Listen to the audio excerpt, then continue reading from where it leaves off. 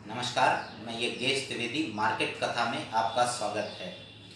मैं अपने बारे में बता दूं कि मैं इंडियन ट्रेडिंग लीग जी बिज़नेस का इंदौर कंटेस्टेंट रहा हूं 2013 में। उसके बाद सीएनबीसी पर भी अपना प्रेजेंटेशन किया है मैंने। स्वास्तिका से, कोटक महिंद्रा सिक्योरिटीज़ से काफ़ी लंबे समय से एसोसिएटेड हूँ मैं। अब मार्केट पर आते हैं और आज मैं आपको एक स्पेशल थ्योरी ऑफ रिलेटिविटी और मार्केट के बीच के कनेक्शन को बताना चाहता हूँ। अल्बर्ट आइंस्टीन की थ्योरी है, थ्योरी ऑफ रिलेटिविटी, जिसका कहना ये है, सापेक्षता का सिद्धांत, जिसका कहना ये है कि एक चीज किसी दूसरी चीज के सापेक्ष में गतिमान या फिर कम गतिमान होती है, ज़्यादा गतिमान या कम गतिमान। जैसे एक दिन एक घंटे के सापेक्ष में काफ़ी ज़्यादा होता है और एक महीने के सापेक्ष में काफ़ी कम होता है।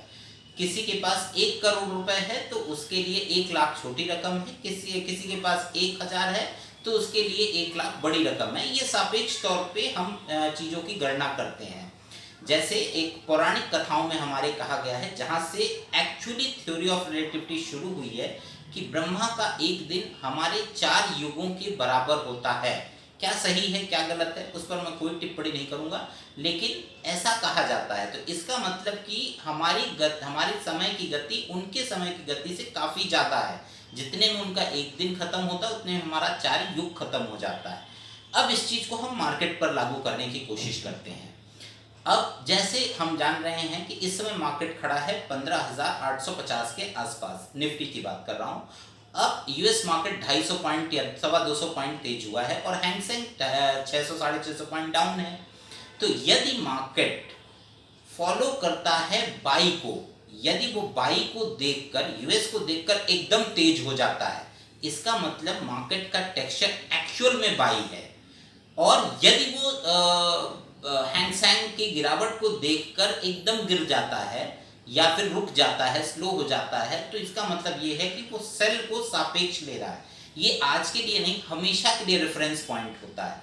यानी कि मार्केट जिस चीज को रेफरेंस पॉइंट लेता है, यानी कि जिस चीज को सापेक्ष तौर पे लेता है, मार्केट की एक्चुअल दिशा वही होती है। अगर मार्केट को कल गिर गया तो हम कह देंगे कि हैंगसेंग की वजह से गिर गया, अगर चढ़ गया तो हम कह देंगे कि डाउ में तेजी हो गई और रिलायंस के अच्छे रिजल्ट आ गए। अगर रिलायंस के अच्छे रिजल्ट आने के बाद और यूएस तेज होने के बाद भी मार्केट तेज नहीं होता है, ये इस बात का प्रमाण होगा कि मार्केट एक्चुअल में वीक है। ये हमेशा के लिए ये बात लागू होती है कि मार्केट जो होता है वो सापेक्षता पर काम करता है। इसी तरह ऑप्शन की प्राइसिंग होती है। जैसे एट द मनी ऑप्शन 100 रुपए की निफ्टी की चाल पर 50 रुपए चलता है, लेकिन यदि वो 60 रुपए चले तो इसका मतलब उसकी सापेक्ष तौर पे गति तेज है, इसका मतलब उसमें बाइंग हो रही है, इसका मतलब मार्केट में वही दिशा सही है जिस तरफ वो बढ़ रहा है। अगर इसका उल्टा होता है कि 50 रुपए बढ़ना चाहिए और 35 रुपए बढ़ रहा है, 40-30 रुपए बढ़ रहा है, तो इसका मतलब ये है कि उसकी गति सापेक्ष तौर पे स्लो है। इसका मतलब ये है कि फाइनली मार्केट वहां से टर्न ले लेगा। कहने का मतलब ये है, इसी तरह ये बात इन्वेस्टिंग पर लागू होती है, शॉर्ट टर्म ट्रेडिंग पर लागू होती है।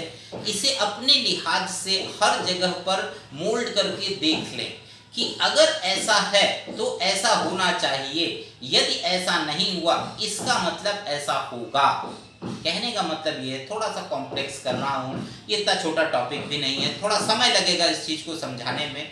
2-4 वीडियो में धीरे धीरे आराम से आपको बताता रहूँगा, समय के साथ अलग अलग तरीके से इस पर अपना व्यू देता रहूँगा।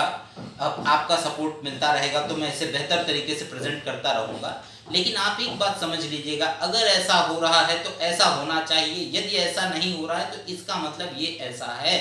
ये अगर आपने गणित बिठाना सीख लिया, सापेक्ष तौर पे ऐसा होना चाहिए और ऐसा हो रहा है, तो आप ये समझिए कि मार्केट में आपने काफ़ी बड़ी रुकावट को पार कर लिया है। वर्तमान मार्केट की बात कर लेते हैं। मार्केट 15,800 पे है।